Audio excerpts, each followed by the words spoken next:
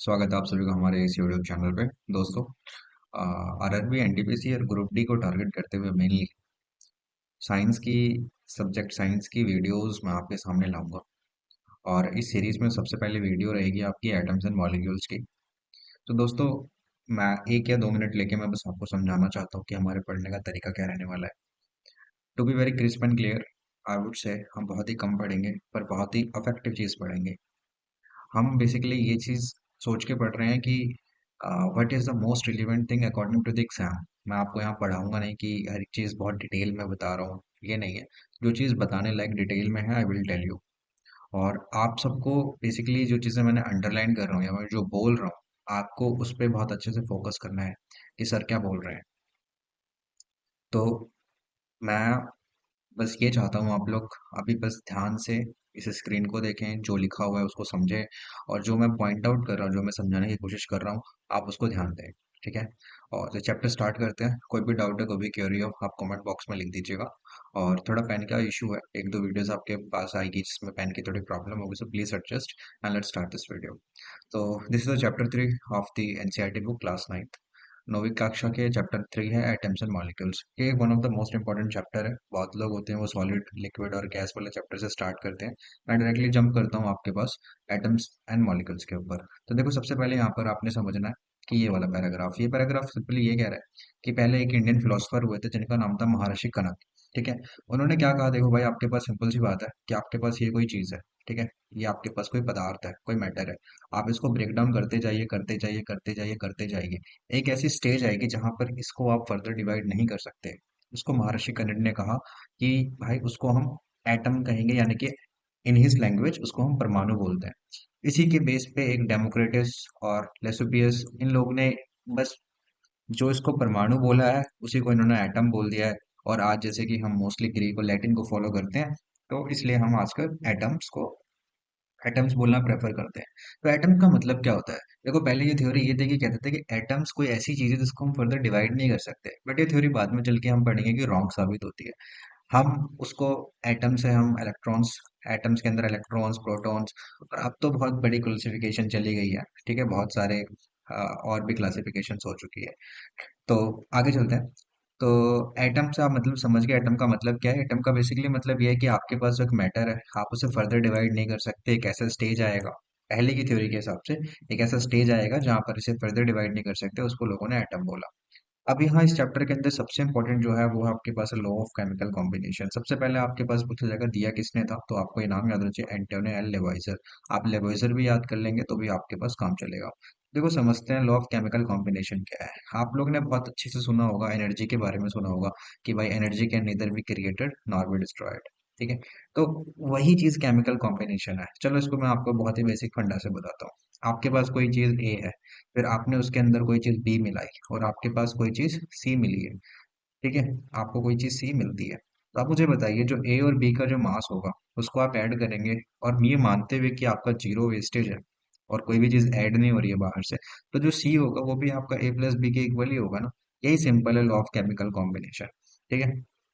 तो इसके अंदर सबसे पहली चीज आपने पढ़नी है law of conservation of mass. तो law of conservation of mass मैंने आपको बता दिया, ये इस पे बेस्ड है। और लॉ ऑफ केमिकल कॉम्बिनेशन में पहला है आपके पास law of conservation of mass. और law of conservation of mass based है कि भाई mass can neither be created nor be destroyed in a chemical reaction, जो कि मैंने आपको पहले बता दिया। A plus B equal to C होता है, तो ए और बी अगर आपका वजन कुछ है तो सी के बराबर होगा। दूसरा लॉ ऑफ केमिकल कॉम्बिनेशन के अंदर दूसरी जो इक्वेशन आती है वो है लॉ ऑफ कांस्टेंट प्रोपोर्शन। मैं बहुत ही सिंपल लैंग्वेज में आपको बताता हूँ लॉ ऑफ कांस्टेंट प्रोपोर्शन क्या होता है। देखिए, सपोज कीजिए आपके पास पानी है। ठीक है। तो ये क्या है कि जो पानी है आपके पास, पानी का फॉर्मूला ऑल ओवर वर्ल्ड, आप कहीं से भी पानी उठा लीजिए उसका फॉर्मूला H2O ही रहेगा। आप इस दुनिया के किसी भी कोने से आप कार्बन डाइऑक्साइड उठा लीजिए तो उसका फॉर्मूला CO2 ही रहेगा। तो लॉ ऑफ कांस्टेंट प्रोपोर्शन क्या कहता है कि भाई इसके अंदर जो प्रोपोर्शन एक वाटर के मॉलिक्यूल में जो एच और ओ का जो प्रोपोर्शन है, जैसे कि मैं आपको यहाँ बताऊंगा, तो ये प्रोपोर्शन जो है आपके पास in the terms of mass, तो आप इसे कहेंगे कि भाई ये 1:8 है। ठीक है। अभी ज़्यादा डिटेल में नहीं जाना है 1:8 कैसे आ रहा है, हम आगे की वीडियोस में उसको समझ लेंगे। ठीक है, अभी बस आप समझ लीजिए 1:8 इसका जो है मास का रेशियो है। तो ये कहीं का भी पानी ले लीजिए, ये सेम ही रहेगा। आप CO2 को कहीं से भी ले लीजिए, सेम ही रहेगा। ठीक है, वही चीज़ यहाँ समझाने की कोशिश करी गई है। लॉ ऑफ कांस्टेंट प्रोपोर्शन को लॉ ऑफ डेफिनेट प्रोपोर्शन भी बोलते हैं, और इसको प्राउस ने दिया था, ये आपको बस याद रखना है। तो एक बार रिवाइज कर लेते हैं फटाफट क्या क्या मैंने बताया। मैंने आपको बताया कि भाई एटम क्या होता है, एटम एक ऐसी चीज़ जिसको फर्दर डिवाइड नहीं कर सकते हैं। उसके बाद लॉ ऑफ केमिकल कॉम्बिनेशन क्या होता है, लॉ ऑफ केमिकल कॉम्बिनेशन के अंदर दो चीज़ें हैं, law of conservation of mass, और अगला है आपके पास law of constant proportion. Law of conservation of mass में मैंने ये बताया कि जो मास A प्लस बी का होगा उसको आप ऐड करेंगे C मिलेगा, तो ले दे के जो टोटल ओवरऑल जो मास है वो सेम ही रहता है। इनपुट इक्वल टू इनपुट जो होता है वो इक्वल होता है आउटपुट के। और लॉ ऑफ कांस्टेंट प्रोपोर्शन मैंने आपको ये बताया कि आप कोई भी कंपाउंड होता है, जैसे कि वाटर है, कार्बन डाइऑक्साइड है, ओजोन, कुछ भी ले लेंगे, जो उसके अंदर प्रेजेंट एलिमेंट्स का जो मास का रेशो रहता है, या फिर आप उसे कहो जो उनकी वैल्यूज होती हैं उनके मास के रेशो की, वो हमेशा सेम ही होती है। ठीक है, जैसे ये एक एग्जांपल और ले रखे हैं यहाँ पर, अमोनिया है, उसमें नाइट्रोजन और हाइड्रोजन होता है। तो अमोनिया और हाइड्रोजन का जो रेशो होता है 14:3 होता है बाय मास। ठीक है, ज्यादा डिटेल में मत जाइए, आपके पास इतना टाइम नहीं है, आप एग्जाम निकाल लीजिए, उसके बाद आराम से डिटेल में पढ़ते रहना, आपको कोई नहीं रोकेगा। और आप मेरी बात मानिए, यूट्यूब पे बहुत सारी वीडियोस हैं जो आपको हर एक टॉपिक के ऊपर कम से कम 1.5 घंटे का लेक्चर दे सकती हैं। एग्जाम निकाल लीजिए, उसके बाद आप वो 1.5 घंटे 2 घंटे का लेक्चर आराम से देख सकते हैं। तो थोड़ा पढ़िए, अच्छा पढ़िए, एग्जाम के रिलेवेंट पढ़िए, आगे बढ़िए। ठीक है, मेरा ये मानना है। आपको अच्छा लगता है तो फॉलो कर सकते हैं, और नहीं अच्छा लगता है तो डू एज यू विश। चलिए ठीक है, उसके बाद आगे समझते हैं। अब यहाँ पर एक बहुत बड़े वैज्ञानिक का नाम आता है जिनका नाम है जॉन डाल्टन। अब इन भाई साहब को क्या हुआ, ब्रिटिश केमिस्ट थे। अब इन्होंने क्या करा, एक डेल्टन की थ्योरी दी। तो डेल्टन की थ्योरी किसने दी थी, ये मतलब हालांकि एग्जैक्टली नहीं आएगा, बट ऐसा क्वेश्चन आ सकता है कि सबसे पहले एटॉमिक थ्योरी किसने दी थी, तो डेल्टन ने दी थी। देखो इन्होंने क्या बोला कि वेदर एन एलिमेंट और a compound a mixture is composed of small particles called atoms. वही बात कही है कि भाई साहब आपके पास इस दुनिया की कोई भी चीज है, कुछ भी है, चाहे एलिमेंट है, कंपाउंड है, मिक्सचर है। एलिमेंट, कंपाउंड, मिक्सचर क्या होते हैं, ये डिटेल में इसके बारे में हम अगले चैप्टर्स में पढ़ेंगे। पर अभी आप जस्ट थोड़ा थोड़ा समझ लीजिए। एलिमेंट का मतलब होता है सिंपल सी कोई चीज, जैसे कि मैंने बोला एल्युमिनियम है तो एलिमेंट है। कंपाउंड है जिसमें दो या दो से ज्यादा चीजें होती हैं, दो या दो से ज्यादा चीजें एक फिक्स्ड प्रोपोर्शन में मिली होती है, जैसे कि H2O। तो हाइड्रोजन इसमें दो होंगे, ऑक्सीजन एक होगा, तभी आपके पास H2O का मॉलिक्यूल बनेगा। ठीक है, तो कंपाउंड होता है आपके पास जिसके अंदर फिक्स प्रोपोर्शन के अंदर कोई एलिमेंट्स मिक्स होते हैं। और मिक्सचर का मतलब होता है सब कुछ जिसका जितना मन था वो उसमें उतना मिलेगा। जैसे कि हवा, हवा में भाई ऑक्सीजन आ गई, थोड़ी बहुत कार्बन डाइऑक्साइड आ गई, बहुत ज्यादा अमाउंट में नाइट्रोजन आ गई। ठीक है, तो ये सब क्या है, एक मिक्सचर है, तो उसको मिक्सचर बोलते हैं। तो भाई कुछ भी ले लो, उस दुनिया का कोई भी चीज ले लो, वो किससे बना, एटम से बना, ये सबको पता है आपको। अगर आपके पास कोई भी चीज है, वो ऑब्वियसली अगर आप उसे आज ब्रेक डाउन करते हुए चले जाओगे, इस दुनिया का कोई भी चीज उठा लीजिए, वो किससे बना, एटम से बना है। फॉर एग्जाम्पल अगर मैं अपनी ह्यूमन बॉडी लेता हूँ, तो ह्यूमन बॉडी किसकी बनी होगी, ह्यूमन बॉडी कार्बन की बनी है, इसमें बेसिकली सबसे ज्यादा अमाउंट में कार्बन है, कुछ इसमें अंदर ऑक्सीजन है, और ऐसे करके बहुत सारे एलिमेंट्स है जिससे हमारी पूरी बॉडी का स्ट्रक्चर बना हुआ है। ठीक है, अगर मैं आपसे बात करता हूँ आप गोल्ड किससे बना होगा, तो गोल्ड जो होगा वो गोल्ड के एटम से बना होगा, छोटे छोटे एटम होंगे, ये आपस में मिले होंगे और उसके बाद गोल्ड बना है। ठीक है, तो ये कहा था डॉल्टन ने। डॉल्टन ने कुछ पोस्टुलेट्स दिए थे, आपको अगर पढ़ना है तो इसे आप पढ़ सकते हैं, ये एग्जाम रिलेवेंट इतने नहीं है, बट आप एक बार देख सकते हैं तो आपको थोड़ा बहुत अंदाजा हो जाएगा कि कहना क्या चाह रहे हैं। ठीक है, चलिए हम आगे चलते हैं। अब सबसे पहले समझते हैं कि भाई एटम क्या होता है। अब आपके भी दिमाग में मैंने पहले ही बता दिया कि कोई भी चीज चीजों से मिल मिल के बनती है।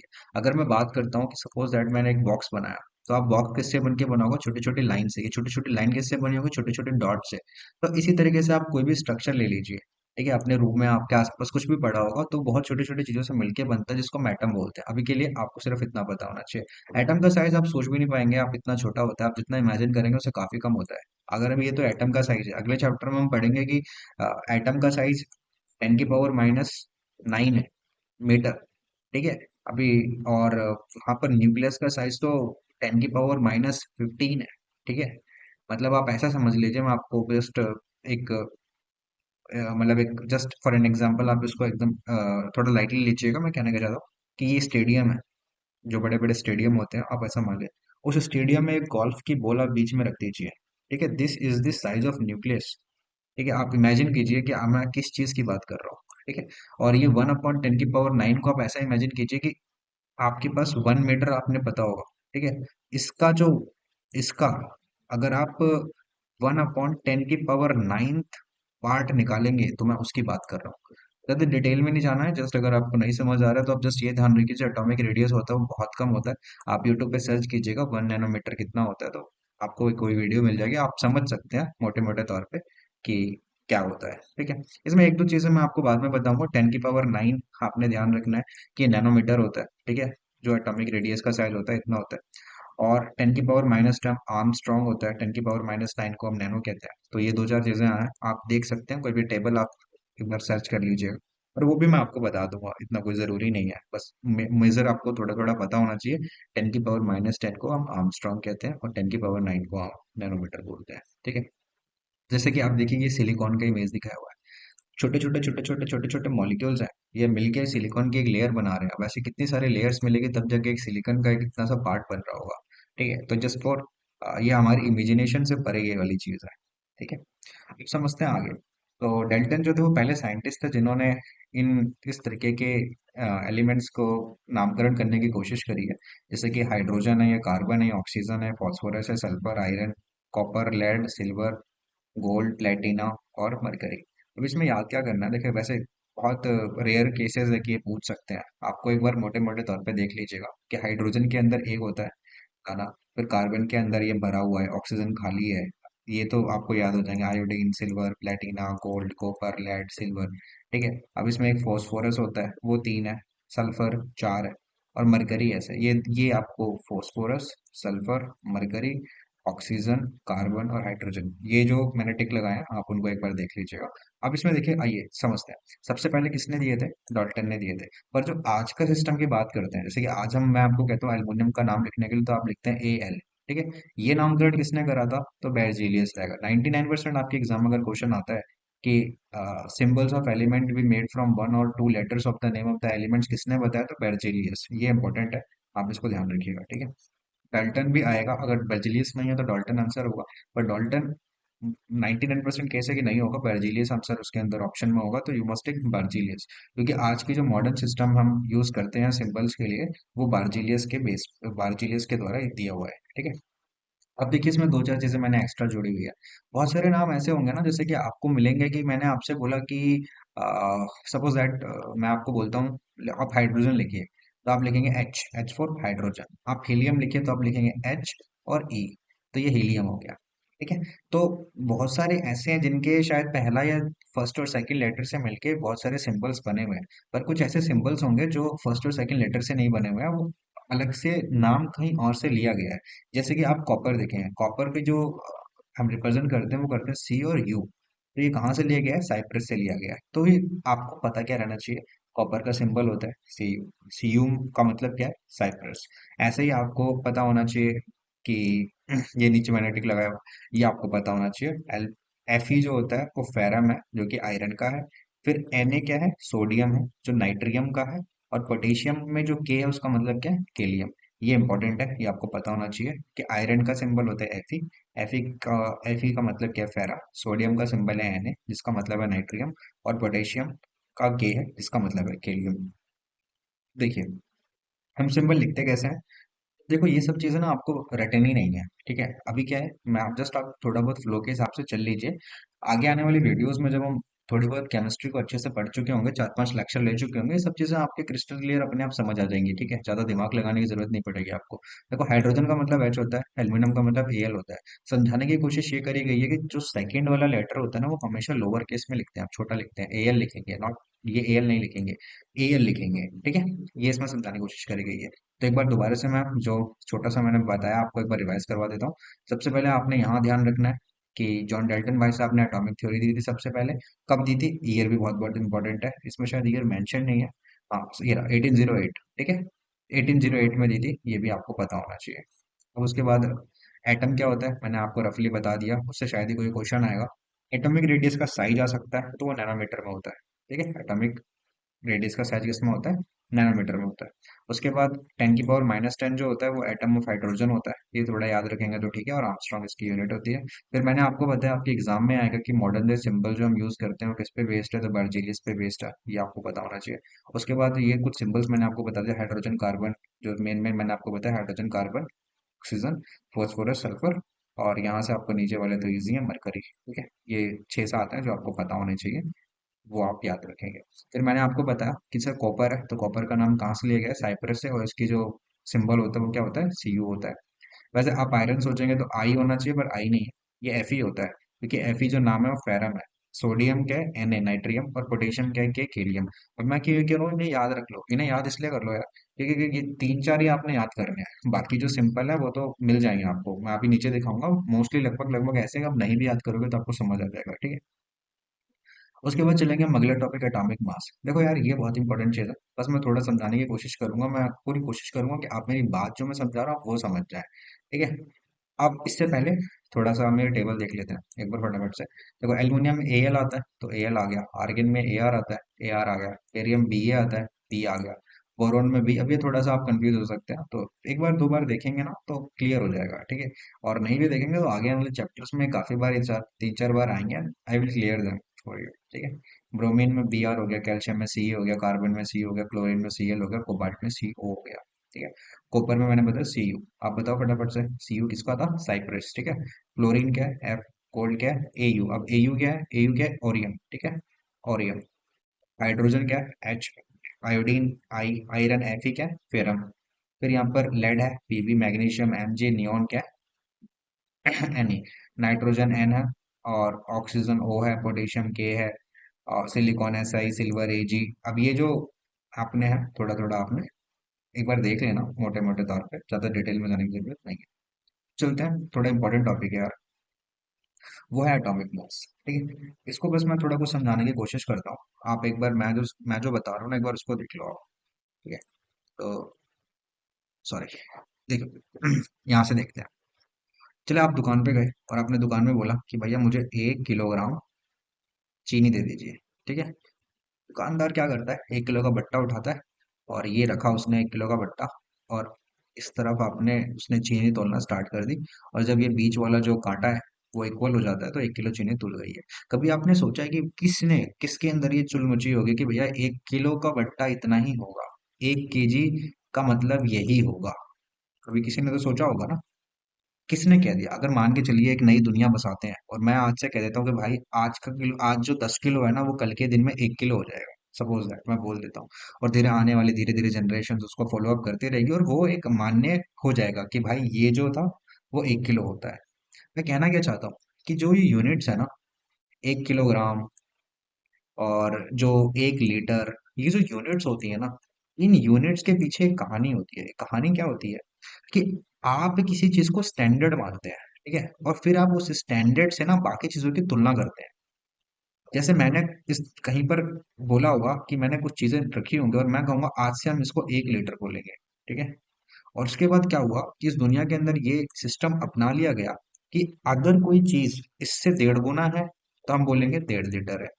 कोई इस चीज से अगर 2 गुना होगी तो उसे बोलेंगे 2 लीटर है। कोई इस चीज की आधी होगी तो हम उसे कहेंगे हाफ लीटर है। तो मैं ये आपको समझाना चाह रहा था कि ऐसा यूनिट का कॉन्सेप्ट कहाँ से आया है, ठीक है, या यूनिट का कॉन्सेप्ट कैसे अडॉप्ट किया गया है।